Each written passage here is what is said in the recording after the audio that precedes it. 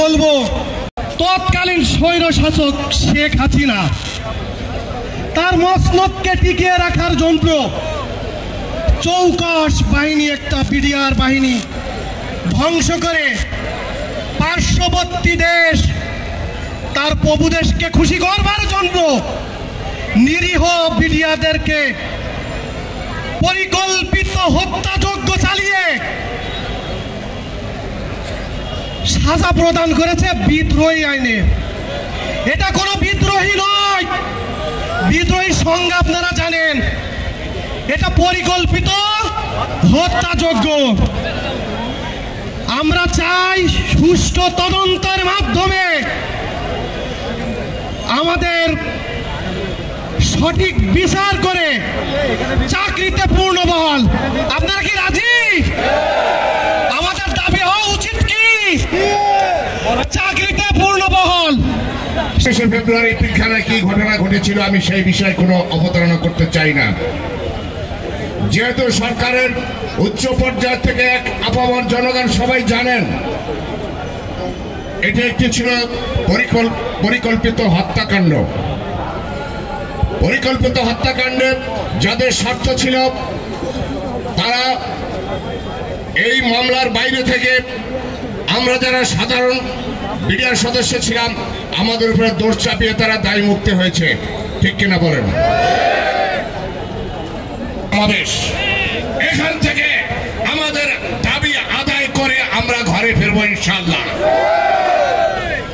যে বিডিআরের ব্যাপারে আপনারা কি করতেছেন, তখন বললো যে অতি শীঘ্রই একটা কমিটি গঠন করা হচ্ছে। সাংবাদিকরা আবার প্রশ্ন করলেন সেটা কতদিনের মধ্যে? উনি উত্তর দিলেন অতি শীঘ্রই করা হচ্ছে। তারপরের দিন আসলো ভারত থেকে ওই তার মিস্ত্রি নাকি মিস্ত্রি আমার মনে করতেছে না, এই মিস্ত্রি আসিয়া 1 ঘন্টা চলমান, সেহেতু তাদের বিরুদ্ধে কোনো কমিটি বা কমিশন গঠন করা সম্ভব নয়। বিষয়টা বিবেচনা করিয়েন।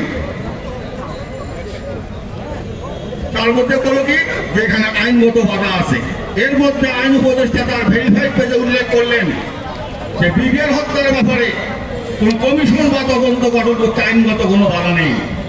দেখেন আমাদেরকে নিয়ে কতটুকু তালতামসা করা হয়েছে সেখানে। পরিশেষে এই ছাত্র জনতার আন্দোলনের মাধ্যমে বাধ্য হলো যে একটা কমিশন গঠন করতে। সে কমিশনটা গঠন করলো কি স্বাধীন এবং স্বতন্ত্র কমিশন। আমি দুঃখের সাথে বলতে চাই, স্বাধীন এবং স্বতন্ত্র কমিশন যদি হয়ে থাকে সেখানে শর্ত কেন? আমি প্রধান উপদেষ্টা মহোদয়কে বলতে চাই, দোষর কারা? দোষরকে চেনেন না? আপনি দেখেন এই তদন্ত কমিটির যে প্রজ্ঞাপনটা, এই টোপপত্রটা, এই নিরুচ্ছিদটা কে ড্রাফট করেছে? উনি জানে যে এই বিডিআরের হত্যাকাণ্ড যদি আবার হয় তাহলে রশিটা আমার ঘাড়েও আসতে পারে। তাহলে কোটি জনগণ এরা কি বুদ্ধি প্রতিবন্ধী? এরা কি কিছুই বোঝে না? আমরা এই জন্য সেদিনকে বলেছিলাম এক জায়গার মধ্যে যে আজকে আপনার গায়ে ইউনিফর্ম আছে, গায়ে ইউনিফর্ম থাকতে আপনার ভাইয়ের বিচার আপনি করে নিতে পারলেন না।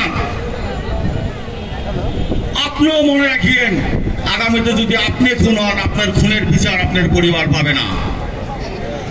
অধিকার এবং স্বার্থের কাছে বিক্রি হয়ে যাবে আপনাদের রক্ত। আমি আরেকটা কথা বলে শেষ করব। এখানে বিভিন্ন গোয়েন্দা সংস্থা, বিজিএফআই, এনএসআই,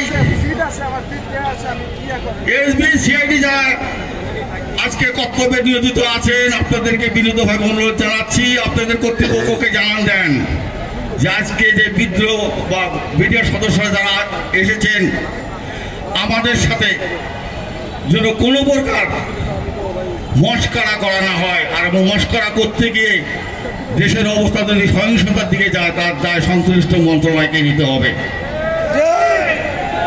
তা আমরা এই আন্দোলন, এই ছাত্র জনতার আন্দোলনের মাধ্যমে আমরা একতাবদ্ধ থেকে এই আন্দোলনকে কামিয়াবি করেই ফিরবো ইনশাআল্লাহ।